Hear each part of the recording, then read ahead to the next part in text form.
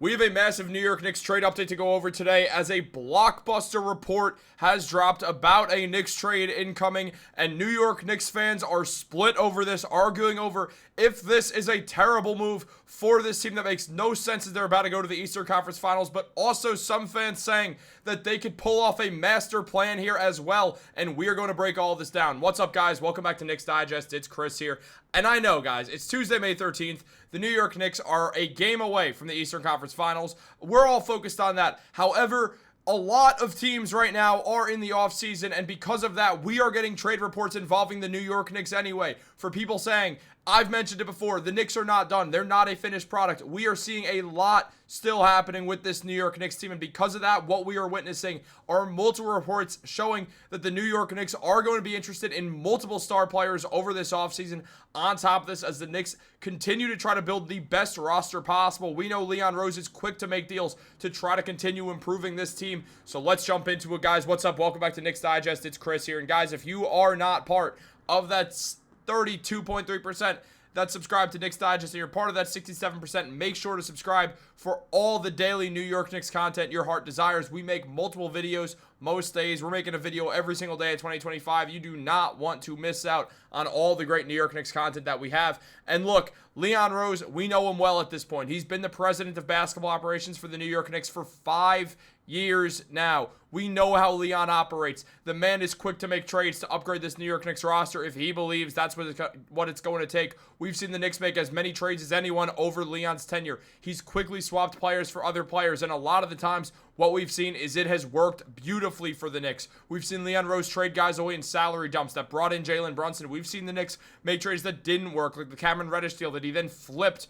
for Josh Hart in a deal that did work. We know that Leon Rose is quick to make trades, especially in regards to trading guys away who he did not bring into the team. But only one guy remains who was not brought in by Leon Rose, and that is Mitchell Robinson, a man who has transcended multiple different front office, head coaches, whatever you want to call it. There's been multiple different people running the show with the Knicks, but Mitchell Robinson has been the Knicks consistent. A lot of us don't want him gone. We just saw him have his best playoff performance all year. We saw him have his best performance all year last night against the Boston Celtics, where he was a key force in the New York Knicks winning the game when he had 5 offensive rebounds in the first half alone. Mitchell Robinson was phenomenal. He's my favorite New York Knick. I don't want to see the Knicks trade him, but it is no doubt that with his contract expiring, Leon Rose is looking at potential trade opportunities. And recently there has been a lot of discourse about a guy who no one really saw in trade conversations, as Bill Simmons revealed that when Austin Reaves gets traded this summer, and he will get traded, the stuff the Lakers will get back from him is going to make it seem worse that the Dallas Mavericks did not get him in a trade.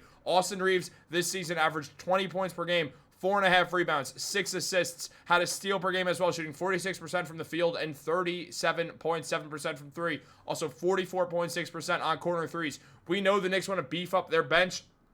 This is a way that is seen around the NBA as a possibility for the Knicks to do it, as the Knicks are the favorites, along with the Miami Heat and Los Angeles Clippers, to trade for Austin Reaves if he does get moved. After all, a bunch of teams were listed. Teams like the Milwaukee Bucks, Golden State Warriors, Boston Celtics all have legit chances as well. Right now, I do think the New York Knicks, out of these teams that are plus 400, have the best chance because they have a matching contract in Mitchell Robinson to do so. Again, I don't want Mitchell Robinson to get traded. I really don't. But because his contract is expiring after next season, there is a lot of thought that the Knicks are going to try to move on from him in order to cut money and bring in a cheaper option at center. Specifically, this guy right here, Steven Adams, who mirrors what Mitchell Robinson does well, is a good veteran, the second best offensive rebounder in basketball, only second to Mitchell Robinson. Outside of that, he's also a good rim protector. He's a great rebounder in general and a great veteran to have. He's been on multiple winning teams and has been viewed as an excellent guy to have in the locker room. So we know he's the type of guy the New York Knicks would love to have, and because of that, it would not be surprising to see Steven Adams end up on the Knicks,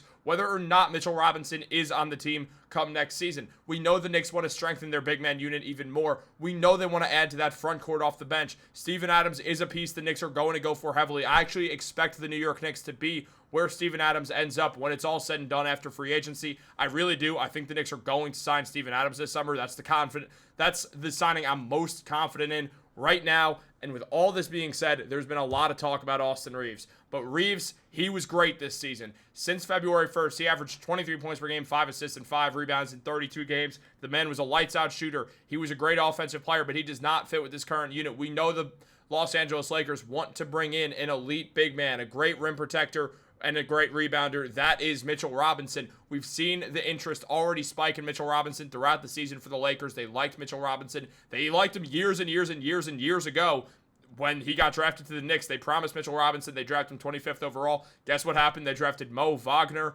which was a terrible trade or a terrible draft pick, considering they traded him away as well for Russell Westbrook, a move that did not work and set the Lakers back far, given all roads led to Luka Doncic. So say what you will, but with where everything stands right here, Mitchell Robinson is someone the Lakers who have looked at a bunch. Now, Austin Reaves is a heavy price to pay to bring in Mitchell Robinson. There's a lot of thought that the Lakers wouldn't do that unless the Knicks added more. So because of that, I did put this together. Now, I don't know how I feel about this trade, if I'm being honest, but this does work financially. If the Knicks gave up Mitchell Robinson and Pacome for Austin Reaves, they might have to give some second-round picks as well. But look, Reaves comes in, gives you a legit elite sixth man. He'd be the favorite for sixth man of the year. He'd be next to Deuce McBride. Yes, you don't have any other positions off your bench. You would need to go get an entire front court. Not having Mitch would be killer for the Knicks. It would make it even more imperative that they sign Steven Adams over the offseason in order to get that, and including trying to get more rim protection on top of that as well, as Steven Adams has dealt with injuries throughout his career, and